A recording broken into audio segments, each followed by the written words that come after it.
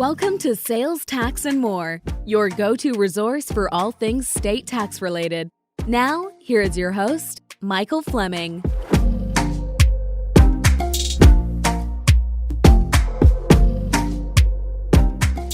Hi, Mike Fleming here, founder of Sales Tax and More, and today's co-host of the Sales Tax and More podcast, where we talk about everybody's favorite subject, which is, of course, sales tax.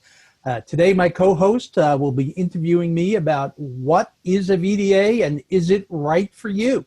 But before we get started, I'd like to introduce you to Ellie Moffat. Hi, everyone. Sales tax is certainly my favorite topic. I've said it before. I'll say it again. And before we jump in here, I'm just going to do a quick introduction for Sales Tax and More. Sales Tax and More is a full-service consulting and solutions firm. We have an excellent team here of experienced tax professionals who are very dedicated to fulfilling your state tax and related needs. So we do a lot of returns, registrations, consultations, research, along with offering a lot of resources and, like our name states, more. So if you have questions about our services, we will give you plenty of ways to reach out to us. And yeah, Mike, what is a VDA? Great question. It's one that we hear all the time, and sometimes, we don't realize that in the industry we throw these terms around and not everybody knows what the terms mean. So VDA stands for Voluntary Disclosure Agreement. And let's talk about if a state finds you, if they come across you and you're not registered and they believe you should have been, they're going to either go back 7, 8, or 10 years. Now, in theory, they could go back to the first day that you actually started selling in the state, the first date of nexus. But in reality, they routinely go back 7, 8, or 10 years. It depends on the states. I don't know of any state that goes back 9 years. Most states go back either 7 years or 8 years, and then there are a few that go back 10 years. And once the state finds you, you don't get to negotiate with them and say, well, can we work on 5 years?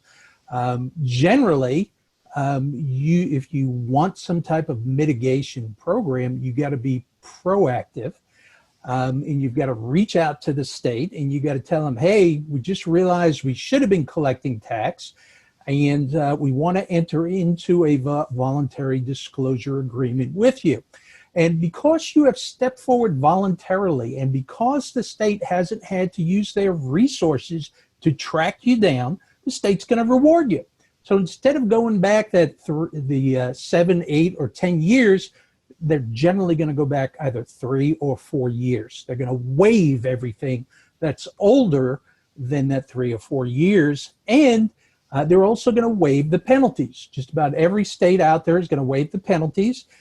Some states, about 6 or 7 or so, actually waive interest also. So a state like Texas, rather than go back 7 years, they're going to go back 4 years, waive 100% of the penalty, and waive 100% of the interest.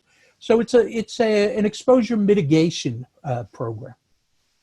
So far, it's sounding really great here, Mike. Are there limitations on a VDA?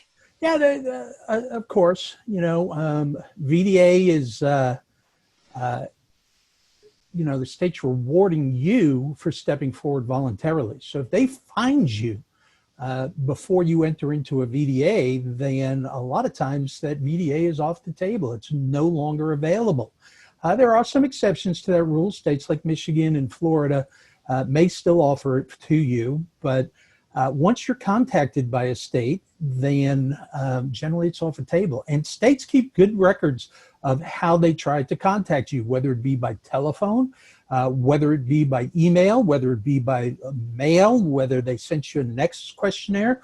All of that is considered a contact, even if you didn't respond. So that's one of the big limitations on a VDA. Another one is you still have to pay, either 3 or 4 years worth of back taxes, and in most instances, unless it's one of those special states, interest. So a lot of companies just don't have the money to come up with. Now, there are payment programs, but you still have to pay the back tax. So there are some limitations on VDAs. Yeah, Mike, it really sounds like a great program. And so I'm going to ask what everyone is probably thinking here. Why aren't more people doing VDAs? Well, a VDA is a tool. And just like any tool, it's great for some circumstances, but it's not, a one size fits all tool. Unfortunately, lately we've been hearing horror stories about, the software companies especially forcing people or scaring people into doing VDAs. And, one of the bigger companies out there, if I mention their name, everyone would know them. I'm not going to mention their name today. But they say if you owe more than $500, then you need to do a VDA. Now, the problem is they're charging $3,500 to do a VDA. Now, we charge a lot less than that. We only charge $1,975. But if you only owe a state $500, it doesn't matter, whether, it's this other company charging $3,500 or us charging $1,975. Does it make sense to do a VDA if you're going to, pay the person processing that VDA, performing that VDA service for you, if you're going to pay them more than the tax that you owe? Absolutely not. So, you got to look at what your potential exposure is. So that's one of the big things. If you only owe a couple of $100, then, there are alternatives. We can do a historical registration, which is you just pay the state the actual money that you owe. So, if you only owe $500, pay the state the $500. Why pay us the $1,975 or why pay this software company $3,500? To me, that's just flushing money down the toilet. So it's a tool. It's a great tool for a lot of people, but it's not for everyone. So to confirm here, Mike, are you saying that a VDA is not a good program for many sellers? Yeah, absolutely. It's a perfect tool for some sellers, but maybe, you only owe $500, like in the example I was just using, or maybe you've been contacted by a state already, and now you don't want to, start this process and, disclose who you are, because most of the time a VDA is done on an anonymous basis, and they don't know who you are because someone like us is processing this on an anonymous basis. And then all of a sudden you disclose who the client is, and the state says, oh, we already tried to contact them and this VDA is no good. Now, the state has all your information and they're going to try to go after you. So this is not a good tool for everybody. Maybe, you've only been doing this for 6 months and maybe your exposure is not that great. Maybe you just want to get registered on a historical basis, like I said, or, sometimes a lot of companies, especially these e-commerce companies, they just don't have the money to go back and pay all the states all of this back taxes. And, I don't condone this, but some clients just want to register on a going forward basis, register prospectively, because they want to stop the bleeding. They don't want the problems to get any worse. And they know that this doesn't absolve them of any past liability, and they're going to have to deal with the states if the states ever find out about this past liability. But in their minds, it's better than nothing. And when it comes along those lines, I tend to agree with them. You got to stop the bleeding. So, it's not a one-size-fits-all program. The more likely a state is to find you, the larger your exposure, the longer you've been doing this. These are all factors that will play into whether this is the right way to get right with the states. So, but it's not a one-size-fits-all tool. So don't get pressured into doing a VDA by one of these fearmongers out there. It may be in your best interest, but so many people. I saw one group that was pushing VDAs on someone where none of their products were taxable. So that is absolutely ludicrous. I mean, but things like that. That's what happens when you go to a software company and want services from them. So don't get me started on that. That's a whole nother topic. But we've got to make sure that the VDA makes sense. That's the biggest thing. Does it make sense? And if it does, and you have the ability to do it, then go forward. But don't be scared into doing it. I mean, there's good reasons not to do it. There are alternatives that you can do that will have the same results and end up saving you more money in the long run. Mike, let's talk more about drawbacks here. You kind of briefly mentioned a couple, but what are some of the drawbacks? Well, it's not an amnesty, so that's number one. You still have to pay either 3 or 4 years worth of back tax, and depending on the state, you'll have to pay the interest. Just about all the states are going to waive the penalty. You don't want to, try to think that, I see a lot of companies, they lie to me and they say, oh, we've never been contacted by the state. And they think that the state's not going to have good records. And then you go through this process and it comes right down to the last minute. We disclose who you are and the state says, oh, they don't qualify. They've been contacted already. So you want to make sure that you've never been contacted.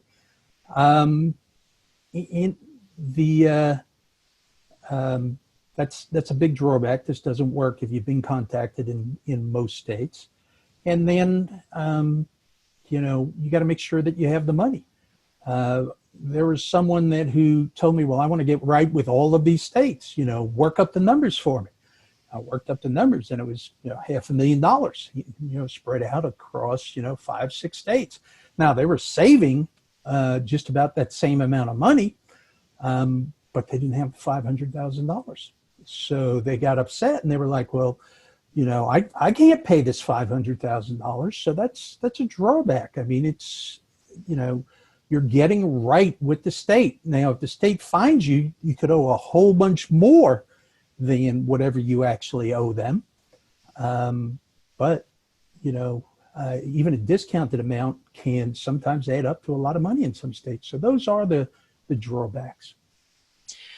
Okay, so Mike, let's talk a little bit about some alternatives then. What are some alternatives? And I've touched on these. So one of the big alternatives is what we call a historical registration. And what that means is simply you're going to tell the state, when your nexus began, and the state's going to say, thank you very much. Now, please, give me all of my back tax plus my penalty and interest. Well, if you only owe $500, why pay someone to do a VDA for you, whether it's us, at the 1975 or the software company for the 3500? It just doesn't make sense. Do a historical registration. And on these historical registrations, sometimes you can get the state to waive your penalty anyway. So if you only owe a smaller amount of money, a good rule of thumb here is if you're not saving more than the cost of the VDA, then it doesn't make sense to do a VDA. You want to use this historical registration. Or, like some clients, they say, Mike, I understand this is not what the states want me to do, but I don't have the money right now to go back and pay the states, but I want to stop the bleeding. I want to stop it now. So that is an alternative. It's not what the states want you to do, and that, exposure doesn't go away, but you're not adding to that number every single day on a going forward basis. Amnesties, depends on the state, depends on the time frame. Sometimes an amnesty is a better alternative. Sometimes a managed audit is a better alternative for all of the FBA, the Fulfillment by Amazon sellers who got those letters from California saying that, we're coming after you for the back taxes going back to 2012. They came out with a special VDA and they tried to make everyone, an offer that, in general is not available to anyone once the state contacts them. But so many people did not take advantage of this. And the state of California is going to start coming hard after people. So for them, the only option available is what a managed audit. And in a managed audit, someone like us would do the audit for the state. And because the state doesn't, have to spend their money to do the audit, they're generally going to waive 50% of the interest plus the penalty. So you still got to pay the taxes potentially back to 2012, but that interest adds up over that 8-year period, and 50% of that getting waived, along with the 100% of the penalty, sometimes makes a managed audit worthwhile. Amnesties are great in that if you've been contacted by a state, and the VDA is not available, an amnesty may be available. Amnesties in general are not as good as a VDA because there's no limited look back period. So if you've had Nexus for 8 years, they may want all 8 years worth of back taxes, but they're generally more generous when it comes to waiving penalty and or interest. And you got to read the fine print. Something I remember an amnesty that the state of Washington came out with, and we're so used to saying, "Oh, VDA is better. VDA is better." This time there was a limited look back period, and the amnesty was actually better than the VDA. So you got to read the fine print. You got to know what's available out there. But managed audits, amnesties, registering historically, registering prospectively. These are all alternatives to VDAs, and the VDA may be your best bet. But you got to check. You got to make sure that it makes good economic sense, that it makes good business sense to do the VDA, and not let someone pressure you or, get a second opinion. Say, hey, does it make sense to do VAs here?